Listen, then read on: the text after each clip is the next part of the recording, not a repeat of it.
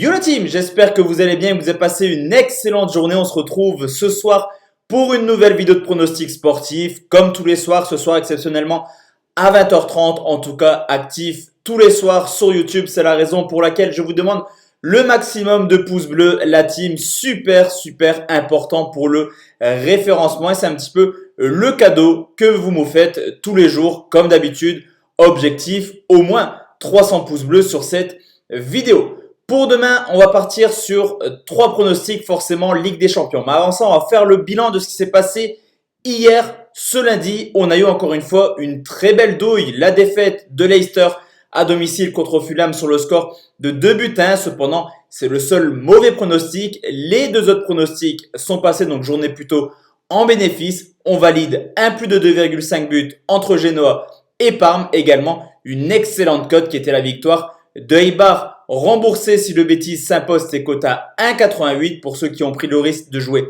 Eibar sec. C'était quand même une cote supérieure à 4.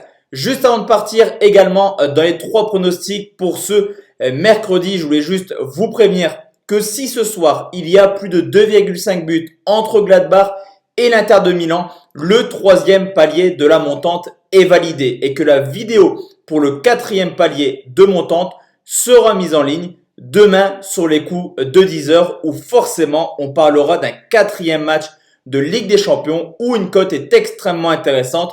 Si le 3e palier ne passe pas, je vous proposerai ce 4e pronostic sur Instagram. Vous avez mon Instagram dans la description, mais également le canal Telegram de la team par ailleurs où on propose pas mal de pronostics également totalement gratuits. Pour demain, je vous l'ai dit, on va partir sur 3 pronostics Ligue des Champions et direction tout de suite Ferencváros qui reçoit le FC Barcelone. C'est le groupe G où le Barça est qualifié pendant que Ferencváros va se battre avec Kiev pour participer à la Ligue Europa. Les Hongrois sont vraiment loin d'être ridicules dans cette Ligue des Champions. Certes, les résultats ne sont pas aux normes, c'est-à-dire un nul, une défaite à domicile. Déjà, 6 buts encaissés défensivement, beaucoup trop compliqué pour les Hongrois. Cependant, c'est quand même 3 buts marqués. Du côté du Barça, le taf est fait, plus que fait hors de leur base. 2 matchs, 2 victoires, 6 buts marqués pour 0 encaissés. Au niveau de l'état de forme, Ferencváros fait clairement le taf en championnat cette année comme l'an passé. 8 victoires, 2 nuls, 0 défaites, 21 buts marqués, une moyenne de 2 buts par match et c'est une moyenne qu'on retrouve également en Ligue des Champions. Ferencváros a tout simplement toujours marqué au moins un but et on l'a vu la semaine passée, ils ont failli à 2 minutes près aller chercher un point du côté de la Juve pour une courte défaite sur le score de 2-1.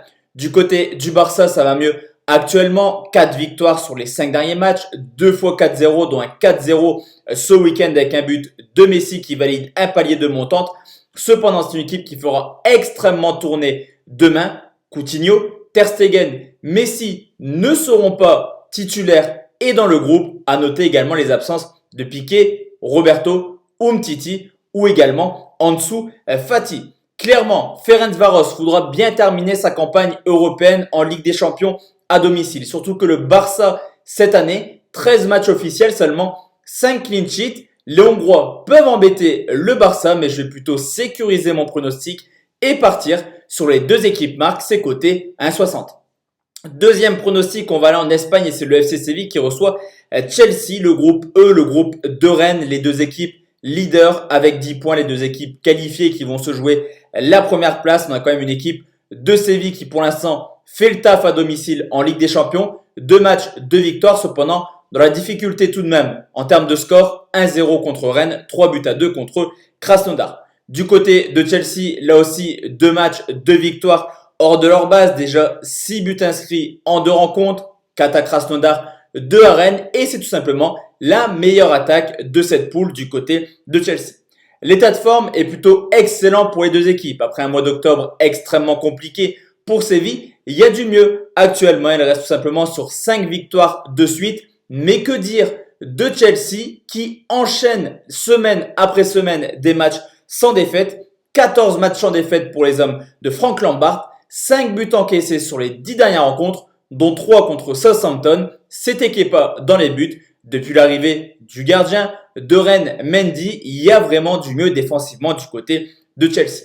D'ailleurs, Chelsea est invaincu cette année à l'extérieur en championnat, mais également en première ligue. On les a vus faire un très beau match nul 0-0 contre Tottenham, où clairement Chelsea était un petit peu au-dessus des hommes de José Mourinho. Lors du match aller, le score s'est terminé par un 0-0. Je pense que là aussi, il pourra avoir un partage des points entre les Espagnols et les Anglais. Mais là aussi, je vais sécuriser mon pronostic et je vais partir sur un match nul remboursé si Chelsea s'impose au FC Séville. C'est quand même coté à 2-0-1.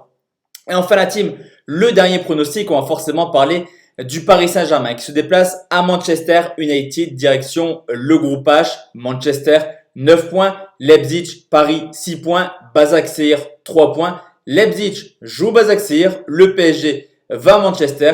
Tout pourrait très mal se passer demain. En cas de défaite du PSG à Manchester et de victoire de Leipzig à Başakşehir, le PSG serait quasiment éliminé de la Ligue des Champions. Surtout que Manchester, comme je vous l'ai dit, est en tête de cette poule. 3 victoires en 4 matchs. À domicile, pour l'instant, tout se passe extrêmement bien. 2 matchs, 2 victoires. 5-0 contre Leipzig, 4 buts 1 contre Başakşehir et surtout que le Paris Saint-Germain n'est vraiment pas à l'aise à l'extérieur cette année en Ligue des Champions. Certes, une victoire à Başakşehir, mais au vu du match, les Turcs méritaient mieux. Et également, une défaite du côté de Leipzig sur le score de 2 buts 1. Paris est en réel danger demain. Surtout qu'au niveau de l'état de forme, même si Manchester alterne le bon et le moins bon depuis le début de saison et même l'an passé. On constate qu'actuellement, il y a du mieux. Il reste sur 4 victoires de suite, toutes compétitions confondues. Cependant, défensivement, c'est quand même une équipe qui a pas mal de problèmes. Avec Maguire, c'est logique. Manchester United seulement un clean sheet sur les 6 derniers matchs. Cependant, le PSG, c'est pas mieux, on va pas se mentir. Cette année, c'est l'un des pires débuts de saison de la part des Parisiens sous l'ère Qatar. Déjà 3 défaites en Ligue 1, déjà 2 défaites en Ligue des Champions. Paris reste sur un match nul pitoyable dans le jeu contre Bordeaux sur le score de 2 buts partout, ce qui confirme également le fait que défensivement, Paris n'est pas forcément au top cette année. On l'a vu lors du match aller contre United, on l'a vu à Leipzig, on l'a vu également contre Monaco et Bordeaux.